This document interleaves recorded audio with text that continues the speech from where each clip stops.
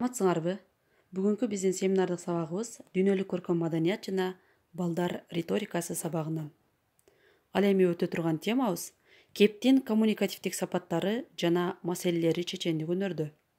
План.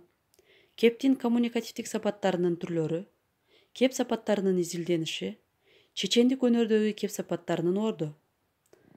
Ал эми максатыбыз кептин кандай сапаттары бар экендигин билүү, кеп сапаттарын кимдер изилдегенин билүүгө жетишүү, эмне жөнүндө качан кантип сүйлөө керектигине көнүгүү, кеп маданиятынын чечендик өнөрдө кандай орду, кандай байланышы бар экенин биле алуу.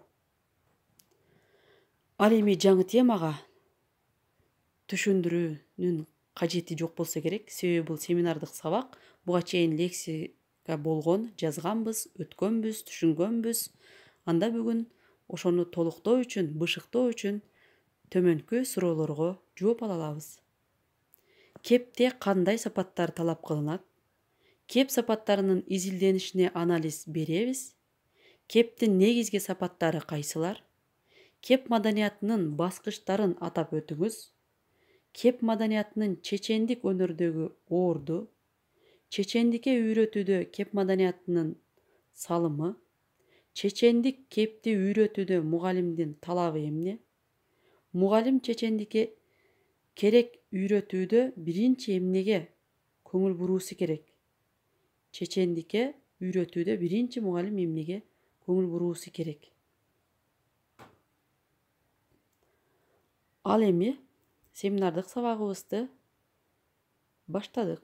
Адам баласын, же болбосо окуучуларды мисал кылып алсак болот, сүйлөөнүн тактыгына үйрөтүүдө айрыкча эмнеге көңүл буруу керек?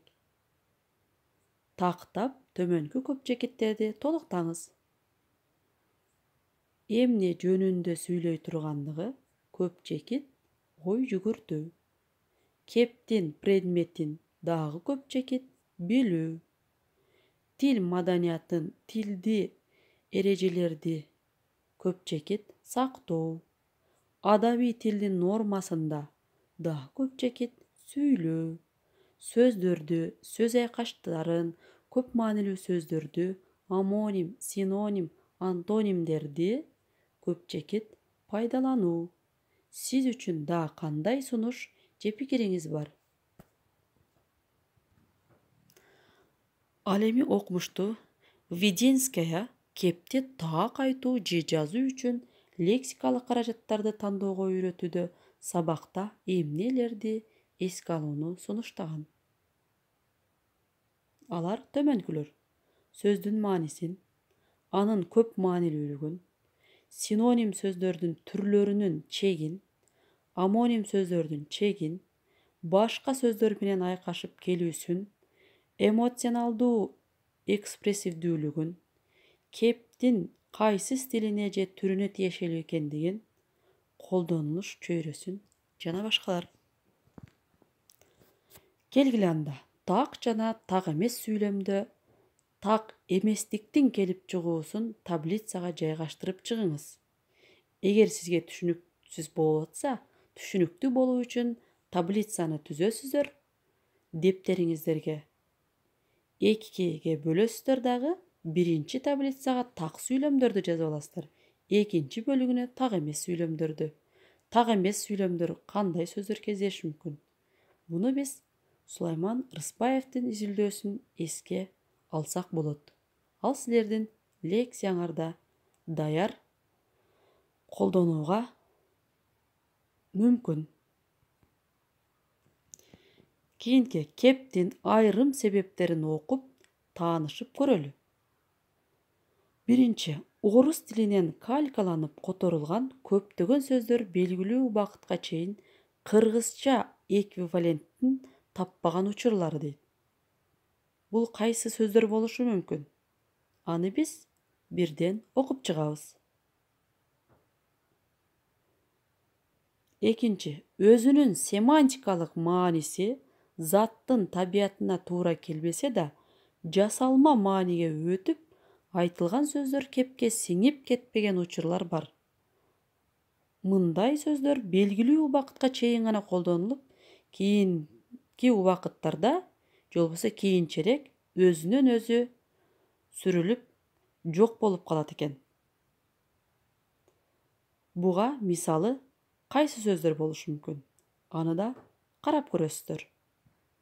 Бул жерде жазганбыз ширин суу, бул кыкчыланган суу. Кара алтын азыркы колдонуп жаткан көмүр. Сары алтын тамеки, ак алтын пахта деп. Дагы кандай сөздөрдү билесиздер? Толуктайбыз.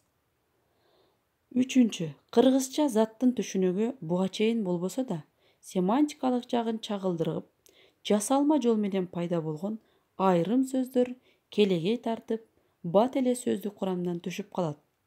Мисалы, алар кайсылар? Кана ким окуп коет?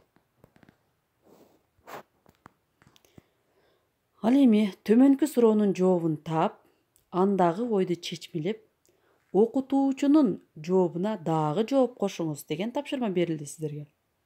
Бул кандай экен? Жагымдуу угулган кеп өзүнчө эле музыка деп ким айткан? Мунун айткан авторун таап аласыңыздар дагы, кийинки окутуучунун айткан оюна дагы оюңуздарды улайсыздар.